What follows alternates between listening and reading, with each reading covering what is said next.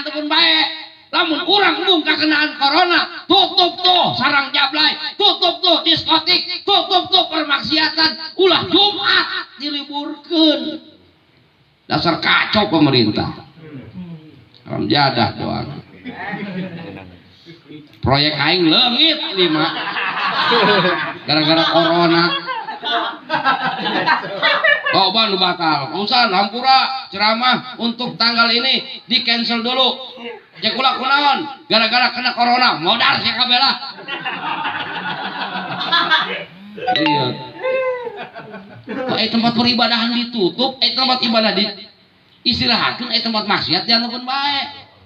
Kuduna lamun urang hayang dihindari daripada penyakit, hayang dijauhkeun tina penyakit, maksiatna tutup, beres. Karena seluruh penyakit itu adalah datang nanti Allah. Allah mau nurunkan ajab ke orang, Allah mau nurunkan penyakit ke orang. Lamun jelemana pada iman ke Allah, lamun jelemana pada takwa ka Gusti Allah Subhanahu wa taala.